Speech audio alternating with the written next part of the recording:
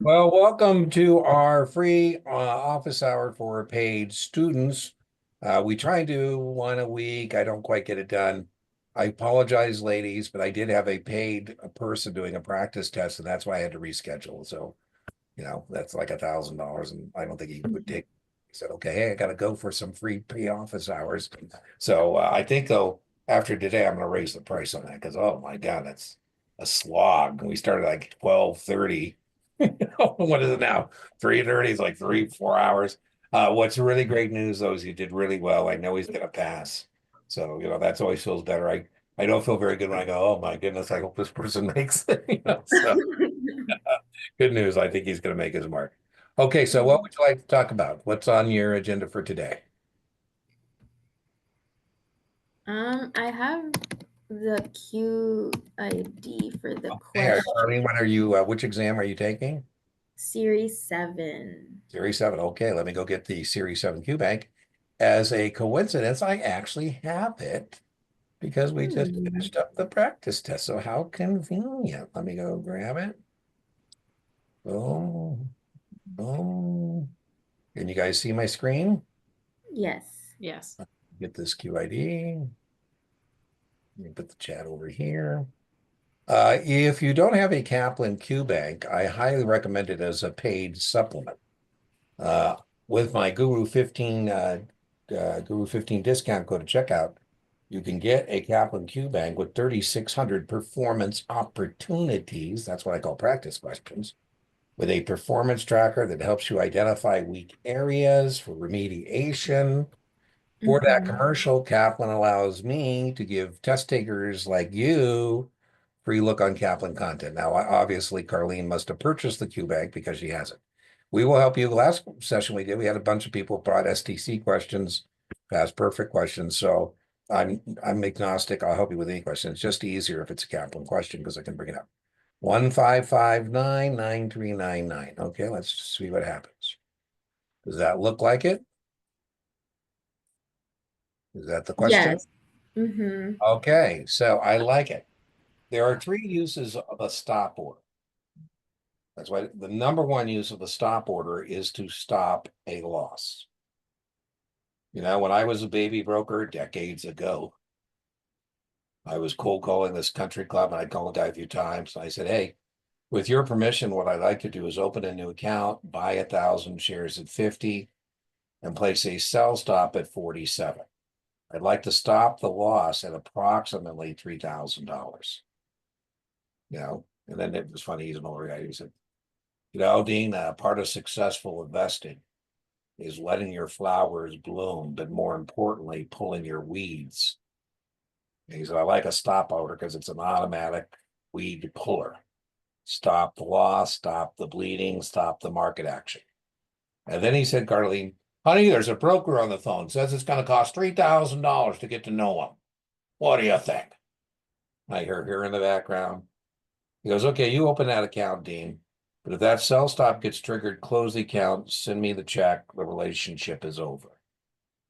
And he says, most of the times brokers like you who call me and get me to open an account, when it goes up, they call me every day asking who I know they can also make rich. But when it goes down, I never hear from them. I don't hear to them until it's like a $20 stock, and then they're trying to get me to buy more. And so I like this idea of this stop order. Anyway, we opened the account. We put in the sell stop at 47, and it was one of my best days in terms of opening new accounts. He had called other guys in his country club. And they started calling the reception desk and saying they'd like to talk to the $3,000 broker. I said, that's me. Right. So it's going to cost you about $3,000 to get to know me, so to speak. Now we got lucky and the stock went to 90. So I called him and I said, hey, can I move that stop up to protect the profit? So one use of a stop order is to stop a loss. Another is to protect the profit. We don't want to go back, right? And then the other use of a stop order is to establish a stock position. We have this concept called resistance and support. My cousin recently put his retirement plan online at Schwab, and his wife called me and she said, he's making me nervous. He's playing video arcade games with our retirement money. Could you give him a call? I said, certainly. I called him. I said, hey, John, you're making your wife nervous. What are you up to?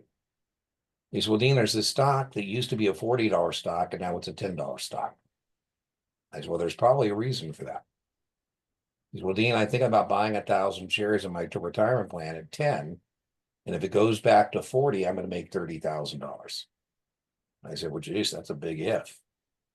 I said, John, why don't you put that in your personal account? At least if you're wrong there and you have a loss, you can deduct it. The two major impediments to investment success are inflation and taxes. And in your retirement plan, you have already beat in taxes. He said, well, Dean, I don't think it's any of your damn business, but I don't have the money in my personal account. I said, well, not a good reason to be day trading your retirement plan, but oh well. I say, John, while we've been talking, I brought up a chart here of the stock. And it seems like it's kind of stuck at like 10. Why would you want to tie up $10,000 in a stock that isn't moving? What you want to do is get on board the train when it leaves the station going your way. There's no sense getting on the train when it's stuck in the station. I said, what I would recommend, John, is putting a buy stop at 12. Tell your Schwab broker that you want to buy it if it trades at or through 12.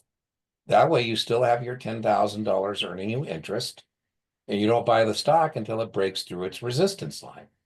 Goes to 40, you make 28 grand instead of 30. Maybe there's bad execution, you don't get 12, maybe the next trade's 12.05, but in the meantime, you still have your money. He says, well, can I do that? I say, yeah, you have a mouse?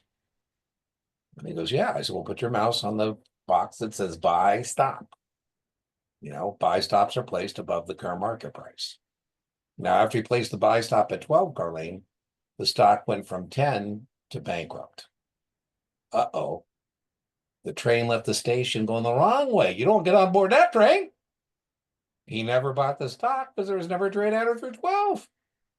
He called me. He goes, God damn, that was so awesome. I'm so glad I didn't buy that 1,000 shares at 10. I used that buy stop. He goes, you ever think about being a broker? I go, well, John, I don't know what you think I did with 30 years of my life. But by the way, he does need a broker. He needs help. Right? So good news at Schwab, there is somebody there to help him if he wants to do that. He could get some help. All right, so 3 uses of a stop order: stop a loss, protect a profit, establish a stock position. Okay, so let's go through this question. By the way, they love the accept format. So I'd be worried about an accept. To protect a profit in a long position, yes. Right? We buy the stock at 50, goes to 90. We put up that sell stop to protect that profit. To prevent a loss in a short position. Yeah, don't be a dumb bear. If you're going to sell stock you don't own, in most businesses, that's called fraud, but not in our business. I'd say, listen, at what point are we going to say this is a bad idea? To mitigate the risk, why don't we put in a buy stop to buy back the borrowed stock at some price above the market and give it back to the person we borrowed it from and call it a day? So yeah, stop a loss in a short stock position, 2. 3 is a limit order, not a stop order. A limit order is when you would give me your specific price. So that's not a stop order. You could have a stop order that turns into a limit order, but stops when they're triggered either come market or limit, but not 3. Guaranteed an execution, no. A stop, once it gets triggered, we don't know what's next. My crystal ball is broke. When I was a practitioner, I can't tell you how many customers I had who would be watching CNBC. Oh, my tape. Can you see my tape behind me? Do I got my tape going today? That used to cost a fortune to get a quote machine like that, where we'd have to take her. My brother came in my office and so he goes, oh my God, Dean, what are you paying for that? I go, it's free. We used to have to pay money. But anyways, I used to have customers watching the tape go by and they could say, oh, that's my trade. I go, no, that's not your trade. That's the trade at or through that turned your contingent order into a live order. Now, what happens next? I don't know. Right? So we don't have guaranteed execution stop order. It's whatever the next trade is. If it's a limit order, it may not ever happen because now you're saying you want your price or better. So it's not 4. So it's 1 and 2, 1 and 2. Now on Series 7, types of orders are testable, but it's not as testable as other things like options, munis, mutual funds, but definitely there. All right, let's see what Kaplan tells us. Well, sometimes I get mad when I scroll up and it's like 3 paragraphs unnecessarily. And then I also get mad when I scroll up and it's like 1 sentence. So, Oh, well. Carly, anything I can add to that? No, thank you. Charlotte, is this series 7 as well? Yeah, series 7 as well. All right, okay, series 7 day. So let's see, 154. Dean, also, I think you may have stopped sharing your screen, or Oh, I did. Stop share. You guys can't see my share? I can at least. Let me try it again. So let's see. Could you see my screen, Carly? Now, yes, it's That showing whole up. conversation, you guys couldn't see my screen? For a second, we Mm, couldn't be getting, yeah. Oh, my bad. Okay, I apologize. Been a long day, so what can I say? Okay, I think I scrolled up. Did you guys see this at all? Well, you have it. If you have a Kaplan Q Bank, you have the question, right? So, all right. So our next one is, let me get my chat open, 1544075. Question not found. 154. I got too many fours there. Get rid of it, right. There we go. Which of the following competitive bids on a new municipal issuer is most likely to be awarded the bid? So the way I think of this is what debt denominated security are most people familiar with in their own personal life? And I think that's a mortgage. Right. So if you've issued a mortgage, you have a debt security in your life. And we're asking about, who would you award your mortgage to? Right? You're going to borrow some money and you would give your mortgage, you would award your mortgage on a competitive basis. Competitive basis means I walk into my bank and I say, hey, don't kid yourself. The minute I walk out of here, you're just the first contestant in a beauty contest. And I'm going to contact 4 or 5 different financial institutions and see who can give me the lowest interest cost on my mortgage. Or I walk into my bank and I say, listen, we're going to do this on a negotiated basis. And, if you mess up, I'm going to, move all of my banking elsewhere. Yeah, Chris, what's up? So you're going to get the mail. I don't know if you want to go. Yeah, give me a few minutes. I'm doing an office hour. I'll be done about 30, 40 minutes. I think the sandwich of the day is a 6-inch tuna with chips or cookies and a drink for $6.99. Oh, I don't want tuna from Subway in northern Arizona, Chris. I don't like my tuna to have to travel that far for me to eat them. So, Okay, well, let's order it before we go. okay, give me a meatball. Just give me my meatball I usually have. Standard meatball. Yep, Anything on it? You want me to tell them on it? What was that one with the pepperoni? That's the boss. That's Yeah, give me the boss. Okay, awesome. You want some on or 6-inch? Foot walk. I gotta go. All right. Today's, well, my brother, he loves to go to town. Town's like 20 miles. I feel like you know how much gas we could save if you didn't have to run to town every day. So that's what I think of it. So the answer to the question, Charlotte, is whoever provides us with the lowest net interest cost. Now, what does that mean, net interest cost? The higher the price we can get for the bonds, the lower the interest cost. Remember that, price up, interest rates down. So here it says a 6% coupon. So first off, I just look at this and I go, I'd rather pay 6 than 7 or 8. Would we agree with that if I was the municipal issuer? And then if I can get a higher price for my bonds, that's going to lower my out-of-pocket interest cost, right? If I could sell the bonds for like 110 instead of par, that would be better. So that's A, right? Do you remember where you're struggling on this one? I didn't understand. I thought it was D. Oh, no, Yeah. the issuer does want to pay 8, Yeah. right? I think I got confused with I guess like who was paying or I don't know. Yeah. Yeah, no, but you're on the backside. Yeah, you would like, if you were buying the bond, you would like 8, that would be Yeah. great, but this is from the issuer's perspective. It'd be interesting to know, right? So if it's competitive, the other thing that's very testable is we're going to put a notice of sale on the bond buyer. Attention, investment bankers, right? Jasmine, I apologize. I'm doing office hours. I'll call you back as soon as I'm done. Bye. Oh, what a day. Too many people. I'm gonna have to hire someone else to help me. You should definitely know the bond buyers. We're going to publish the notice of sale as an issuer. Various syndicates will be competing. That's what this question's about, Charlotte. Right. So various syndicates are going to submit their bids I say I can raise the money for you at 6%, and I can get over par for your bonds. I'm the winner. Because, you know, I can sell it at a higher price. The person who put in a bid at 8, they're out. And I mean, Mhm. the issuer says, what? 8? You're crazy.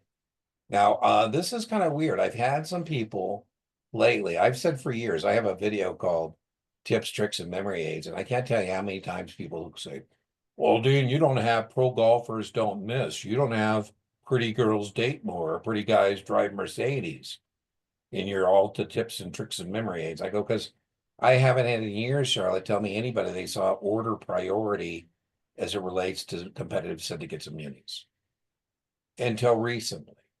Mhm. And I don't know if it's a question that I call them ghost questions that come back to life. A memory aid device, pro golfers don't miss, whatever you want to use, says pre-sale orders get filled first. So let's say I'm Bank of America and Franklin Templeton calls me and says, Dean, are you submitting a bid for those muni bonds? I say, I am. They say, Dean, if you win, we want $50 million worth. That's a pre-sale order, or order received before the syndicate was awarded the underwriting. Now, Charlotte, I shouldn't feel special because the minute they hang up, they're going to call Morgan Stanley. And Franklin Templeton's going to say, hey, Morgan Stanley, if you win, so that's a pre-sale order. Group orders. I get a call from T-Row. And they say, hey, Dean, kudos on winning the underwriting. We would like $20 million worth of the bonds. I say, who would you like to designate within the syndicate? And you say, well, Dean, if I designate you, then somebody else is mad at me. And if I, designate my order, I don't get it filled right away. Leave my order undesignated. That's known as a group order. So next we're going to fill the group orders. And that's where all the syndicate is benefiting from that order. Pro golfers don't miss designated.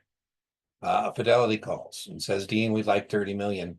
I say, who would you like to designate? You say, Dean, designate UBS.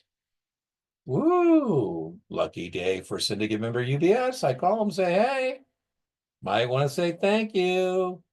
You just got designated for $30 million of muni bonds. Woo, that's a designate order. Most important thing is the bonds we want for our own inventory, our own mutual funds, our own UITs, our proprietary accounts come last. Member orders.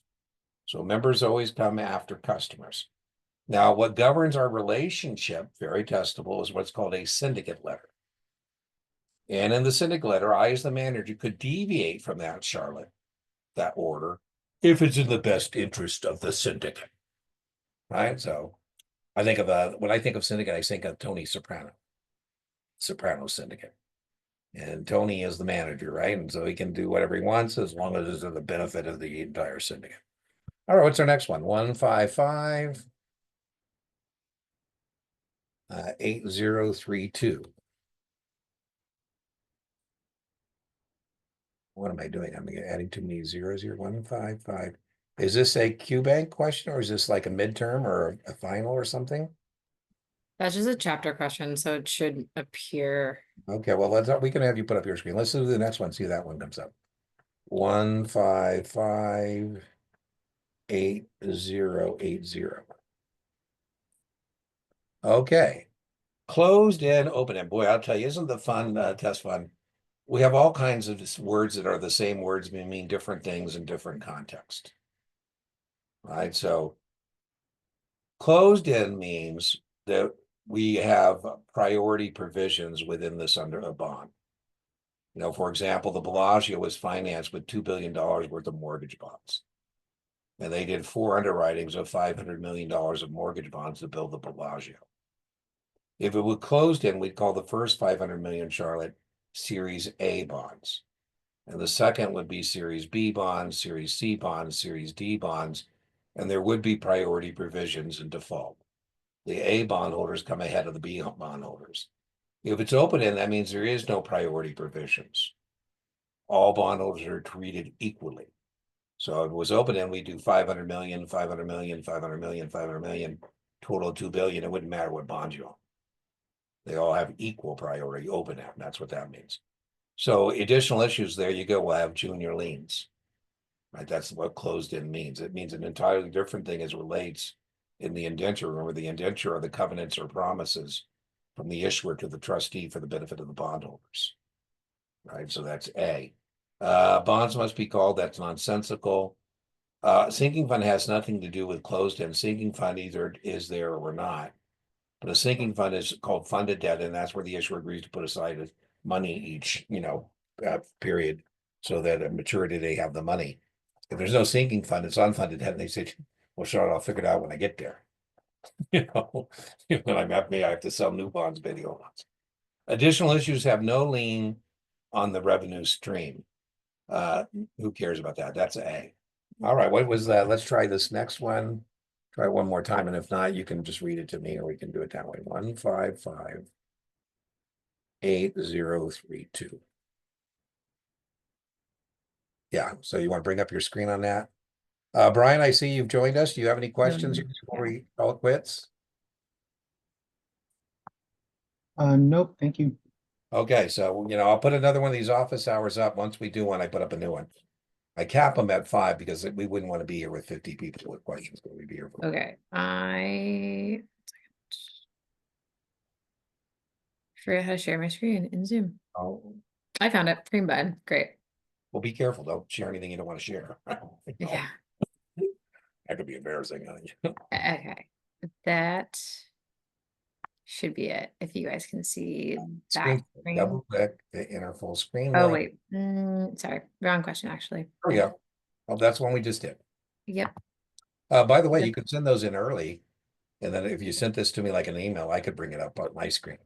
Okay, great. This is the one we just did. There we go. Oh my goodness. Wow. Is this too small for you to see? Let me see if I can blow it up on my end. Maybe I can blow it up on my end. I don't know. Yeah, keep going. By the way, first thing I would tell you is give yourself grace. If there's that long of a explanation, who cares? An investor purchased 20 XYZ Corporation 6. Now, I should tell you that you should use the channel search bar because I think I've done a video on this entire question. Okay. 5-10 minute video, but I'll do it again here with you now. The bonds are convertible to 40 shares, so that's nice. They gave us the conversion ratio. 3 years after, the corporation declared a 20% stock dividend. So in the trust indenture, you're going to have to adjust my conversion feature accordingly. And so I'm going to want 8 additional shares, 20% of 40. So my new conversion ratio is 48 shares. All right, that's called the anti-dilutive clause. See where I'm getting the 8 shares there, Charlotte? Mm-hmm. Times 40. Yeah. When the bond was trading for 105, who cares? I don't think that has anything to do more. Then 6 months later, you decide to convert the bonds, which were then trading at 104, into the stock and sell the common shares, which were trading at parity. Oh my goodness. What is the capital gain or loss on the bonds and the conversion price of the shares? I think I would have done the conversion price first because maybe that would help me out. So what I'm going to do is take par, 1,000. I'm going to divide by the conversion ratio, which is 48, and establish the adjusted conversion price. So 48. I get 2083 and I'm done. Right? Because there's only one that tells me the new conversion price is 2083. You see how I did that? I just took my par, 1,000. I divided by the new adjusted conversion ratio of 48 shares. And when I divide that by 48, I get the new conversion price of 2083. Okay. And there's only one answer that says that the conversion price is 2083. Thank you very much. Now, if I want to do the rest of the math, which I could. So now it says I sell them for parity. So now I got to take 1,050, right? It says 6 months after the bonds were trading at 104. So that's 1,040. And now I'm going to figure out what parity is. And parity is the current market price, 104, 1,040, divided by the conversion ratio. What was our adjusted conversion ratio? 48. 48. So the parity is 2166. And that's important because they told me that I sold it at parity. So that means my sales proceeds are 2166. Right, so now what I gotta do is I gotta figure out what I paid for the shares. Right, and it said I purchased 20 of these things at 97. So now I'm gonna take 970 times, right, 20 bonds. And that means I paid 19.4. That's my cost basis. The cost basis is why I turn the money into the investment. So see how I did that? I took 20 times 970 per bond to establish my cost basis. Now I got to figure out how many shares did I get for that. So how many shares did I get for 19,400? I got 20 bonds times 48. I got 960 shares. See how I got the 960 shares? I took my Mhm. cost basis and I divided that. So I have 960 shares. And then I divide that and it gives me my cost basis, which is going to be, what is it going to be? 20 something, 20, when I do that math, 2083. Right? If I take the 20 times 970, divide by the number of shares, and then I got my answer, which is D. Now, I don't think you're going to get anything that hellacious, Charlotte, on the test, but I do think you need to be able to calculate Barry. And Okay. I do think you need to understand the anti-dilution clause. All right, anything else for today? All right, well, another one of these office hours will go up. Probably not today. Today's been a busy day, but I try to have an office hour for paid students.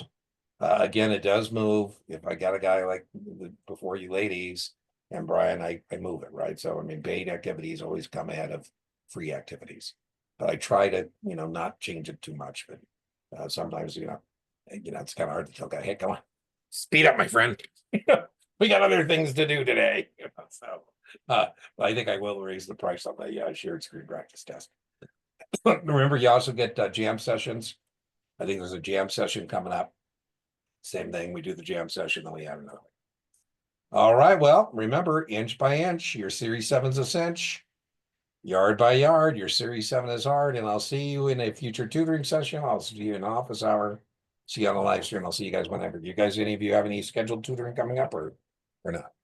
Yeah, I think we're next week at some point. Do There you? there we go. So I'll see you, Charlotte. Keep your continue to-do list going, and if you don't have anything to talk about, I'll certainly have something to talk about. Okay, great. Thank Okay. you. Thank you. All Have a right. great weekend. You Thanks, bet. Dan. Have a good weekend. Bye-bye.